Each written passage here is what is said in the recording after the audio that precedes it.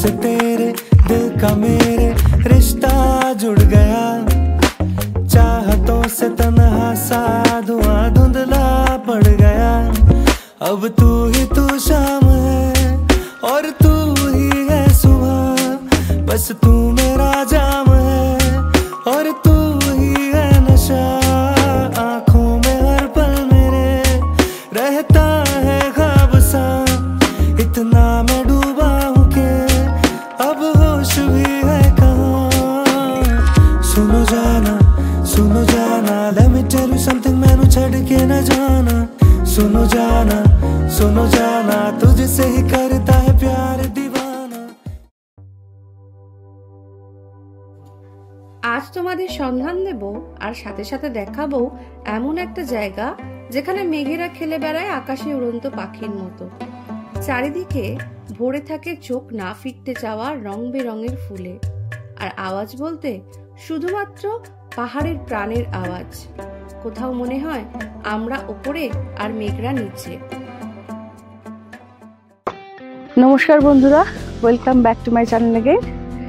আজকের ব্লগটা শুরু করছি একটা চিলড ওয়েলকাম করে তোমাদেরকে, কারণ আমার পেছনে দেখতে পাচ্ছ চারিদিকটা মেঘে ঢেকে গেছে। আমি এখন যেখানে রয়েছি প্রচণ্ড ঠান্ডা। আমি এখন রয়েছি সুখিয়া পোখরিতে।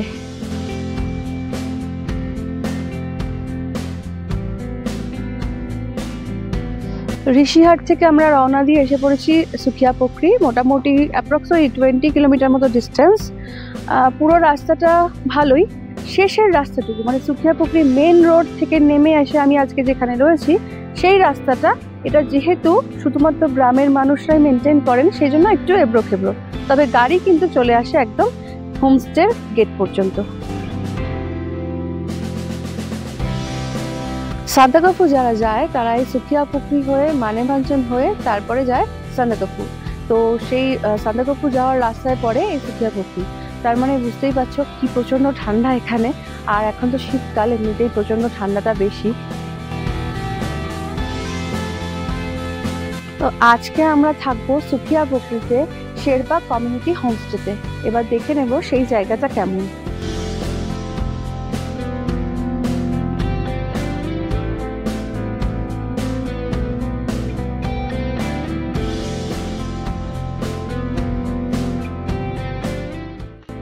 শেরপা কমিউনিটি হোমস্টে বেশ অনেকটা জায়গা নিয়ে এই প্রপার্টিটা, এবং এটা কিন্তু পাহাড়ের ধাপে ধাপে রয়েছে অনেকগুলো বিল্ডিং বা কটেজ। আমাদের এখানে পৌঁছতে পৌঁছতে বেশ বেলা হয়ে গেছে, আর আস্তে আস্তে মেঘগুলো এমনভাবে নেমে এসেছে যে জায়গাটাকে যে ভালোভাবে এক্সপ্লোর করব সেটা পাচ্ছি না, কারণ চারিদিকের ভ্যালিটাই পুরো একদম মেঘে ঢাকা। তো আগে আমরা একটু হোমস্টেটা দেখে নেব। তো কালকে সকালে ওয়েদারটা ক্লিয়ার যখন হবে তখন আমরা এই জায়গাটা ভালো করে দেখব। আগেই বললাম যে চারিদিক মেঘে ঢেকে গেছে, তো সুখিয়া পোখরি জায়গাটা কীরকম, গ্রামটা কীরকম সেটা তো দেখবো, কিন্তু হোমস্টেটা, এই শেরপা কমিউনিটি হোমস্টেটা এত সুন্দর, আগে সেই জায়গাটা দেখে নিই। এটা খুব সুন্দর করে সাজানো গোছানো একটা জায়গা। ঢুকেই চারিদিকে দেখছি একটা ছোট্ট গার্ডেন করা, মানে এই জায়গাটা বসার জায়গা, আর চারিদিকে ফুল গাছ দিয়ে সাজানো।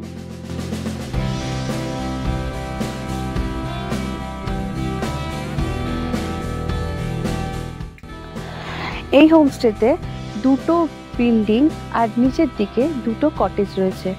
জায়গাটা কিন্তু ধাপে ধাপে সাজানো হয়েছে। তো আমি প্রথমে এন্ট্রান্স দিয়ে ঢুকেই যে বিল্ডিংটা রয়েছে সেই বিল্ডিংটাতে ঢুকছি। ঢুকেই রয়েছে একটা সুন্দর ব্যালকনি, এখানে একটা আর্টিফিশিয়াল গ্রাস পাতা, আর এখানে রয়েছে চেয়ার যেখানে বসে উপভোগ করা যায় বাইরের সৌন্দর্য।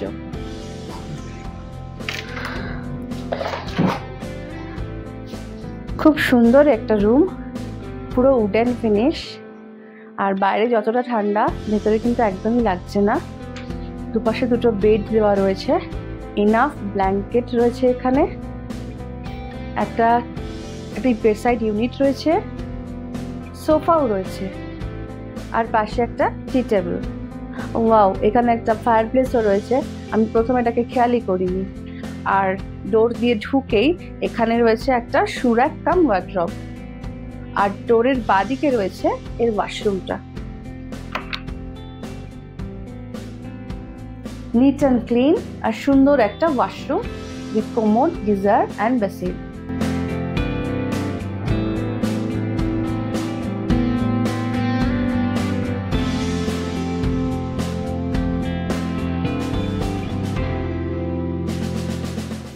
আর এখানে রয়েছে আমার পছন্দের সেই বড় বড় জানলা, পুরো কাচের জানলা, যেখান থেকে পুরো ভ্যালিটা দেখা যাবে।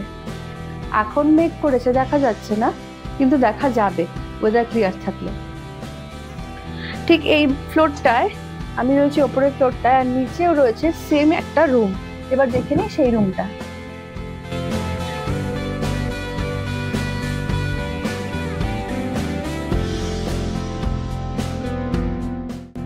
নেমেই এই ব্যালকনির সামনে রয়েছে পুরো সাকুলেন্ট দিয়ে সাজানো একটা র্যাক। ব্যালকনি দিয়ে ঢুকেই অলমোস্ট সেম অ্যাকোমোডেশনের একটা রুম উইথ ডাবল বেড, দুটো ডাবল বেড, টি টেবিল, বেড সাইড ইউনিট, আর ওপাশে একটা ওভারড্রপ রয়েছে। রুমগুলো কিন্তু খুব কোজি।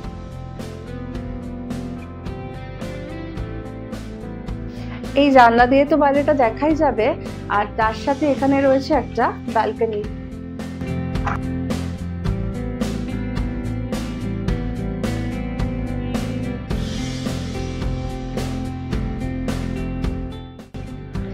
এই ব্যালকনিতে দাঁড়িয়ে যেমন এই হোমস্টের যে গার্ডেন রয়েছে তার ফুলের শোভা দেখা যাচ্ছে, সঙ্গে দেখা যাচ্ছে সামনের পুরো ভ্যালিটা।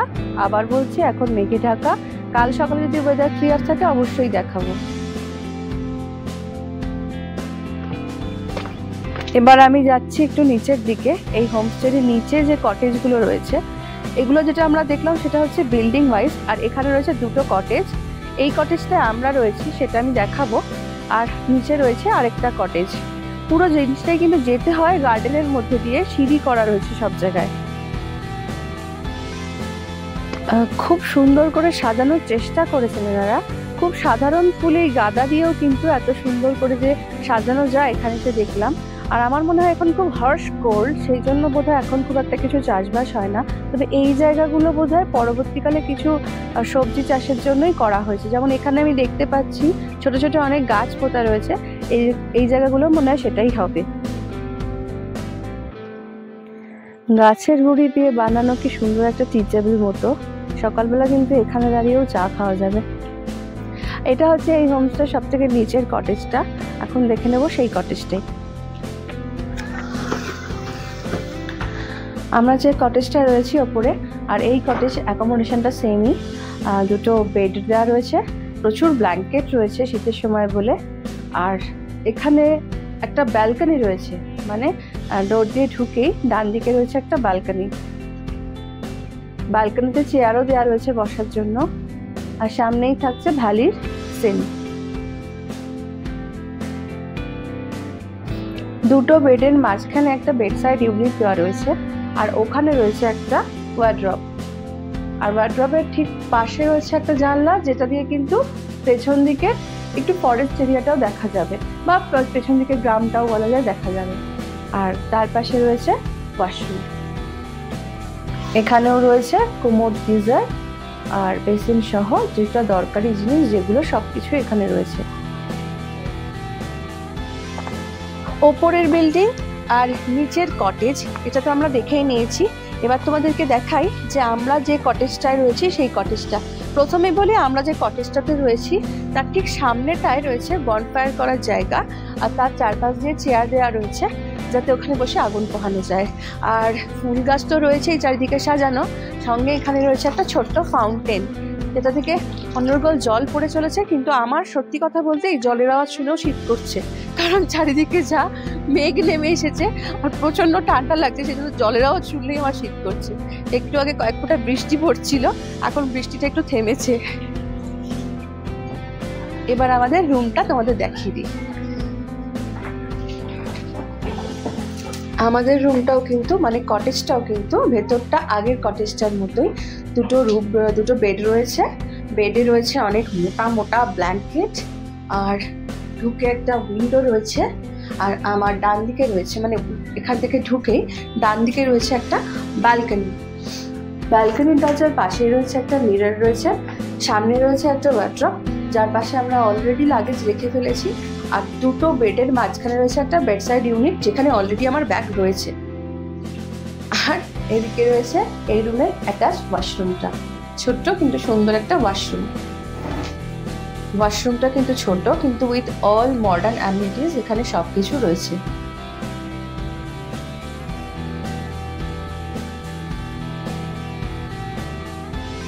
সুখিয়া পুকুরিতে কিন্তু এই মেঘ ভেসে আসাটা দেখতে খুব ভালো লাগে, যদিও এন্টায়ার দার্জিলিং ডিস্ট্রিক্টটি বিখ্যাত হচ্ছে মেঘ ভেসে বেড়ানোর জন্য, কিন্তু এখানেই যে মেঘটা নেমে এসেছে মাঝে মাঝে আমাদের একেবারে গায়ের ওপর চলে আসছে, এটা খুব ভালো লাগছে, যতই আমরা শীতে কনকন করে কাঁপি না কেন।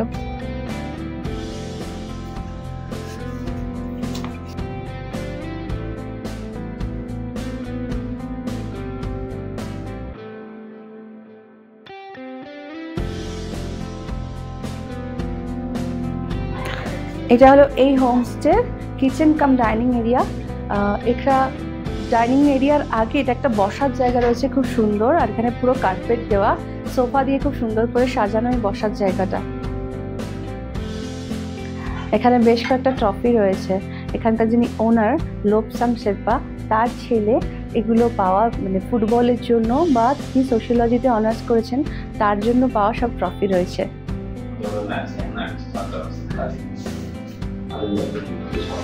যেটা খুব কম হোমস্টেতেই আমি দেখেছি, এখানে কিন্তু সমস্ত জায়গা থেকে পাওয়া হোমস্টের যে রেজিস্ট্রেশন সেগুলো এখানে টানানো রয়েছে, মানে ম্যাজিস্ট্রেট অফিস বলো বা পঞ্চায়েত থেকে।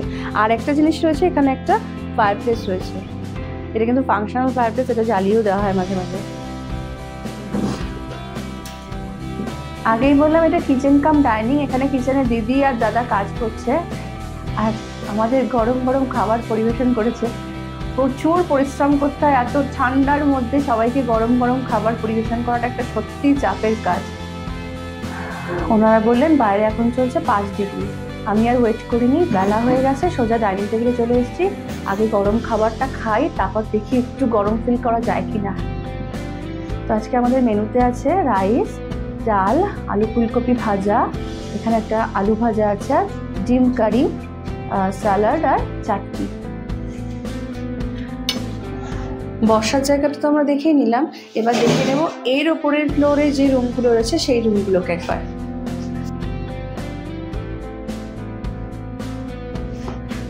সিঁড়ি দিয়ে উঠেই দেখতে পাচ্ছি আগে এখানে দুটো সোফা রাখা রয়েছে, সুন্দর করে সাজানো, একটা ওয়াল হ্যাঙ্গিং দিয়ে সুন্দর করে সাজানো, একটা গিটার রাখা রয়েছে। এই ফ্লোরে মোট 3টে রুম। আচ্ছা, এখানে বলে রাখি এই ফ্লোরে মোট 3টে রুম, কিন্তু ওয়াশরুম কিন্তু একটাই কমন। এই ফ্লোরটা শুধুমাত্র বড় গ্রুপকে বা বড় ফ্যামিলি, মানে বেশি মেম্বার যদি থাকে তাদেরকে অ্যালার্ট করা হয়, যেহেতু এখানে একটাই ওয়াশরুম। তাই রুমগুলো একটু দেখে নিই। এটা হচ্ছে এই ফ্লোরের ফার্স্ট রুম, যেখানে আছে ডাবল বেড, একদম ছিমছাম, কোনো তামঝাম নেই। এখানে দুটো বেড রয়েছে, ব্ল্যাঙ্কেট রয়েছে, পিলো, একটা টেবিল আর মিরর রয়েছে। আর অবশ্যই সুইচ বোর্ডের সঙ্গে কিন্তু প্লাগ পয়েন্টও দুটো রয়েছে, আমি দেখতে পাচ্ছি। আর আরেকটা জিনিস হচ্ছে, যেহেতু এখানে খুব ঠান্ডা, এই কার্পেটের পুরোটাই কিন্তু কার্পেট করা ফ্লোরটা, তার জন্য ঠান্ডা উঠবে কম। এই রুম থেকে বেরিয়েই রয়েছে তার পাশে আরেকটা রুম, এখানে কিন্তু একটাই বেড দেওয়া রয়েছে, রুমটা ছোট্ট, আর এখানে একটা বেড রয়েছে, দুপাশে উইন্ডো রয়েছে বড় বড়, ব্ল্যাঙ্কেট অ্যান্ড পিলো, আর এখানে একটা বেডসাইড ইউনিট। এখানে মিররও আছে আর প্লাগ পয়েন্ট আর সুইচ বোর্ডের প্লাগ পয়েন্ট রয়েছে। এই দুটো রুম, তার ঠিক উল্টো দিকেই রয়েছে থার্ড রুমটা। এই রুমটাও কিন্তু ফুল কার্পেট করা, একটা কিং সাইজ বেড রয়েছে, আর এখানে একটা ডিভান রয়েছে, সেটা সিঙ্গেল বেড হিসেবে ব্যবহার করা যাবে। আর একটা টেবিল রয়েছে মাথার কাছে, আর দুপাশে কিন্তু জানলা রয়েছে একদম, যেখান থেকে বাইরের দৃশ্য পুরো দেখা যায়। ব্ল্যাঙ্কেট তো রয়েছে, দেখতেই পাচ্ছ। এখানে একটা মিরর রয়েছে, এর উপরে টেবিলটার উপরেই রয়েছে একটা মিরর। এই ফ্লোরে কিন্তু দুটো ব্যালকনি রয়েছে।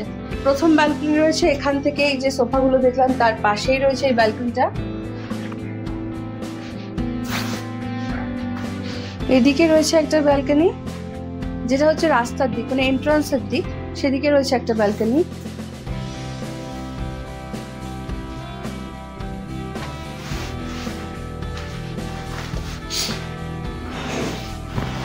আর সিঁড়ি দিয়ে উঠেই বাঁদিকে হচ্ছে আরেকটা ব্যালকনি, প্লাস তার পাশেই রয়েছে ওয়াশরুম।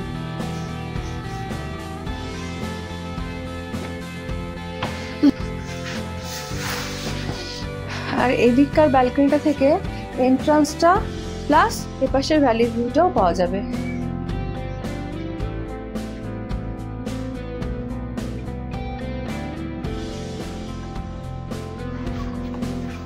এখন সন্ধ্যা হয়ে গেছে বলে আমরা ভিউটা দেখতে পাচ্ছি না।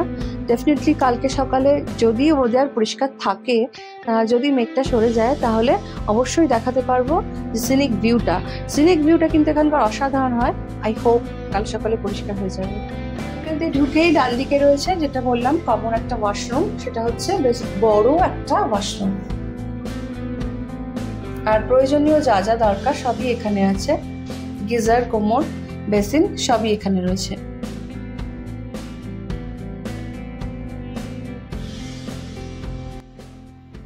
বাইরে এখন কনকনে ঠান্ডা হাওয়া দিচ্ছে, আর তার সাথে মেঘ তো নেমেই এসেছে, মাঝে মাঝে আবার ঝিরঝির করে বৃষ্টিও পড়ছে।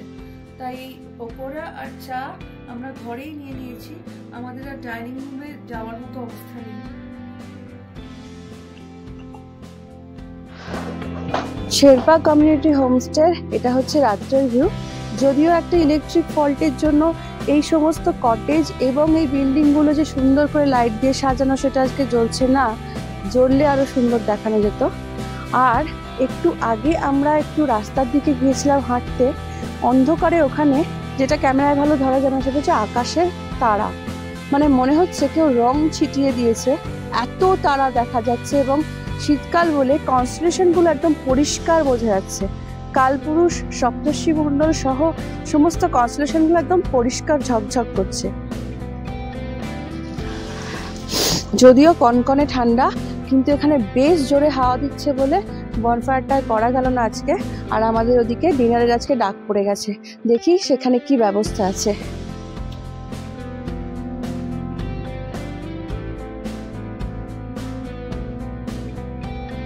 একদম গরম গরম রুটি, কোয়াশের তরকারি আর ধোয়া ওঠা চিকেন আমাদের আজকে ডিনারের মেনু। আর এই দিদির হাতের রান্না আর কি বলবো, সেটা তো আমরা দুপুরেই খেয়ে বুঝেছি কি অসাধারণ হাতের রান্না।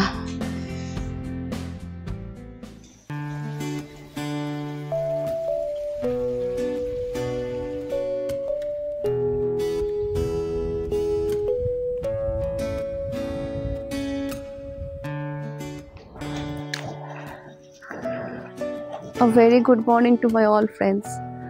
আজকে সকালবেলা উঠে না মনটা একদম খুশ হয়ে গেছে। কালকে দুপুর থেকে যেরকম একেবারে মেঘ নেমে এসেছিল, সেরকম দেখে ভাবছিলাম কি জানি সকালবেলা কি হবে। প্রতিদিনই সেটা মনে হচ্ছে, কিন্তু সকালবেলা উঠে দেখলাম একদম সানি, চারিদিক ঝকঝক করছে একেবারে।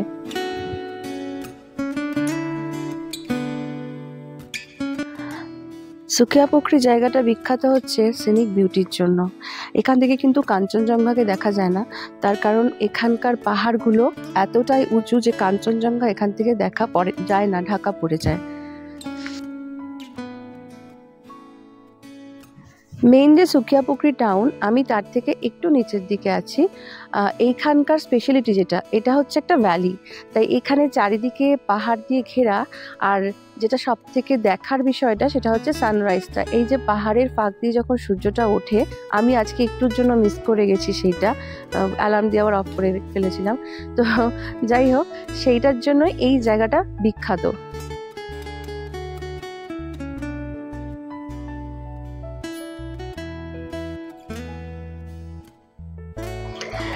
এনজেপি থেকে কিন্তু সুকিয়াপোখরির ডিস্টেন্স প্রায় 80 কিলোমিটার। আসতে তো 3 থেকে 3.5 ঘন্টা সময় লেগেই যাবে। এবং সুকিয়াপোখরিতে এইখানে, মানে আমি যেখানে রয়েছি সেইখানটায় আসতে গেলে কিন্তু কোনো রিজার্ভ কার ছাড়া আসাটা একটু মুশকিল। আদারওয়াইজ ভায়া দার্জিলিং, মানে দার্জিলিং পর্যন্ত কোনো শেয়ার কারে এসে তারপর ওখান থেকে আবার গাড়ি নিয়ে এখানে আসতে হবে।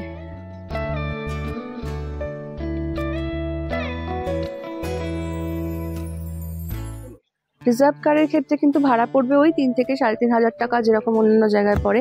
আর এটা হচ্ছে দার্জিলিংয়ের প্রায় শেষ মাথা। যারা সান্দাকফু যায় তারা সুখিয়া পুকুরি হয়ে তারপর ওখানে মানেভাঞ্জন যায়, মানেভাঞ্জন থেকে চলে যেতে হয় সান্দাকফু, মানেভাঞ্জন থেকে গাড়ি চেঞ্জ করতে হয়।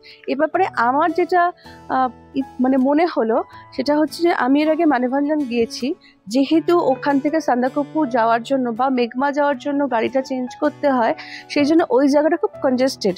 তো যদি কেউ মানেভাঞ্জন না থেকে, মানে ম্যাক্সিমাম মানুষ কি করে ওই রুটে যেতে গেলে মানেভাঞ্জনই স্টে করে, তো সেখানে স্টে না করে কিন্তু সুখিয়া পুকুরিতে যদি স্টে করে তাহলে কিন্তু একসাথে এখানকার যে সিনিক ভিউ সেটা দেখাও হয়ে যাবে, প্লাস তারপরে আবার জার্নি শুরু করতে পারবে।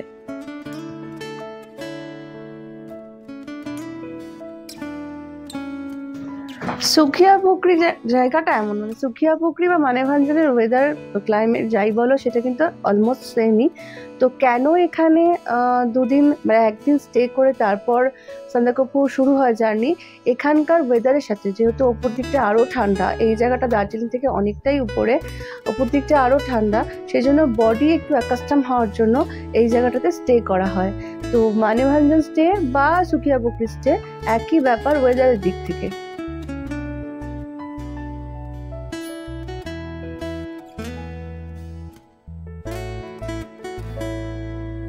আমরা যখন কালকে বিকেলে এসেছিলাম, যেহেতু তখন একটা মেঘলা ওয়েদার ছিল না, তো ভালো করে বাইরেটা বুঝতে পারছিলাম না, কিন্তু সকালবেলা উঠে চারিদিকটা দেখে না এত ভালো লাগছে। চারিদিকটা গ্রিন তো বটেই, সবুজে ঘেরা একদম মাউন্টেনগুলো, পুরো এটাকে হিলস বলা যায় না, পুরো মাউন্টেন এগুলো। আর যেখানটাতে আমি রয়েছি এই শেরপা কমিউনিটি হোমস্টেটা এত সুন্দর জায়গায়, মানে চারিদিকে ফুল দিয়ে তো সাজানো। এবার একটু ওই দিকগুলো দেখবো, কাল রাত্রে অত ভালো করে দেখাতে পারছিলাম না, এবার সেইগুলো আমরা একটু দেখবো। চারিদিকটা ফুল দিয়ে খুব সুন্দর করে সাজানো, আর স্লোপিং করে করে ওখানে ধাপে ধাপে নেমে গিয়ে বিভিন্ন ফুলের চাষ হয়েছে। পরে মনে হয় কিছু ভেজিটেবলসও পুঁতবে, এখন খুব হার্শ কোল্ড বলে সেগুলো হচ্ছে না, তারপরে একটু ওয়েদার হয়তো ভালো হলে তখন সেগুলো হবে। আর হ্যাঁ, এখানে কিন্তু জানুয়ারি মাসে স্নোফল হয়। আমি শুনলাম যে জানুয়ারি মাসে নাকি যে সকালবেলা উঠে দেখা যায় চাদরের মতো বরফ পড়ে আছে। যতদূর চোখ যাচ্ছে ততদূর শুধু পাহাড় আর ভি শেপ উপত্যকা, একদম মাঝখানে পাহাড়ের মাঝখান থেকে দেখা যাচ্ছে পুরো পাহাড়ের কানেক্টিং গুলো দেখা যাচ্ছে পুরো। আর এখন একটু নিচের দিকটা ফগি, ওপর দিকটা পরিষ্কার হয়ে গেছে বলে পাহাড়গুলো একটু হেজি আসছে, আস্তে আস্তে বেলা বাড়লে পরিষ্কার দেখা যাবে। পাহাড়ের রেঞ্জ না কত দূর পর্যন্ত, মানে যত দূর আমার চোখ যাচ্ছে ঝাপসা ঝাপসা তত দূরে দিচ্ছে একটা করে লাইন পাহাড়ের, মানে কত দূর অবধি বোঝা যাচ্ছে না। তবে এই দিকে জনবসতি একটু কম, সেজন্য রাত্রিবেলা পাহাড়ে অত বেশি লাইট যেমন অন্যান্য জায়গা থেকে দেখা যায় ঝিকমিক করে, সেটা দেখা যাচ্ছিল না। তবে এই জায়গাটা পুরো গ্রিনের জন্য ভালো লাগছে, পুরো গ্রিন একদম।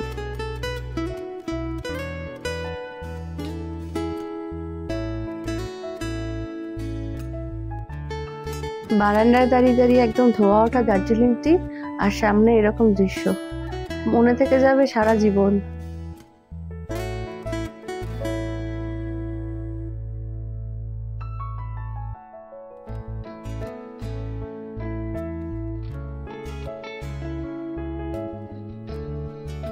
যে রুমগুলো দেখিয়েছিলাম আর যে কটেজগুলো, সবারই ক্ষেত্রে কিন্তু ট্যারিফ হলো 1700, 1700 টাকা পার ডে পার হেড। এর মধ্যে তো জানোই তোমরা 4টে মিল ইনক্লুডেড থাকে।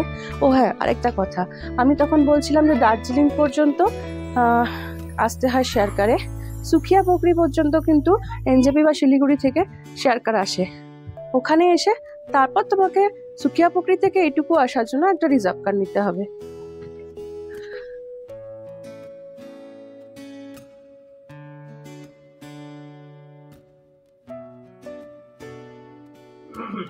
সুখিয়া পুকুরির এই গ্রামটাই, ভ্যালিটা তো ঘুরে দেখাই যায়, তার সঙ্গে তোমরা এখান থেকে একদিনের ট্যুরে যেতে পারো দার্জিলিং, লামাহাটা, লেপচা জগতের পাইন ফরেস্টটা খুব সুন্দর, ওখানে থেকেও তোমরা ঘুরে আসতে পারো। এখান থেকে সান্দাকফু, মেঘমাও যাওয়া যায়। আর যেটা যাওয়া যায় সেটা হচ্ছে নেপালের পশুপতি মার্কেট এবং কন্নম আর অন্তু বলে দুটো জায়গা আছে নেপালের, সেটাও কিন্তু এখান থেকে ওয়ান ডে ট্যুরের মধ্যেই পড়ে। সুখিয়া পুকুরের এই ছোট্ট পাহাড়ি গ্রাম সম্বন্ধে বা এই শেরপা কমিউনিটি হোমস্টে সম্বন্ধে যদি আরও ডিটেলসে জানতে চাও, তার জন্য ফোন নাম্বার দেওয়া থাকবে ডেসক্রিপশন বক্সে, তোমরা ওখান থেকে সব ডিটেলস পেয়ে যাবে।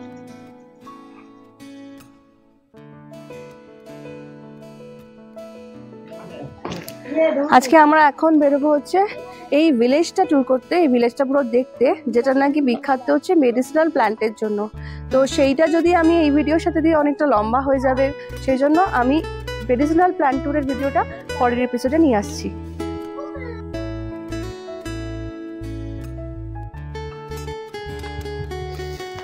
সুখিয়া পুকুরের এই ছোট্ট ভ্যালির মধ্যে গ্রামটা, তার সাথে এদের আতিথেয়তা, শেরপা কমিউনিটি হোমস্টের খাবার দাবার, সুস্বাদু খাবার দাবার, অ্যারেঞ্জমেন্ট, সব কিছু কিন্তু আমার জীবনে একটা মেমারি হয়ে থাকবে, ভীষণ গুড মেমারি। আর তার সাথে এই সিনিক ভিউ তো আছেই। এখানে আসার কিন্তু সময় সারা বছর, ডিসেম্বর, জানুয়ারি, ফেব্রুয়ারি খুব বেশি ঠান্ডা থাকে, যেমন কাল রাত্রে প্রায় 5 ডিগ্রি নেমে গিয়েছিল ঠান্ডা। আদারওয়াইজ সারা বছরই এখানে আসা যায়। আমার যেমন এই জায়গাটা খুব ভালো লাগলো, আশা করি তোমাদেরও এই ভিডিওটা ভালো লাগবে। এই জায়গাটা সম্বন্ধে আরও জানতে গেলে তোমাদের তো এখানে আসতেই হবে। তো ভিডিওটা ভালো লাগলে অবশ্যই তোমরা সেটা কমেন্ট করে জানিও।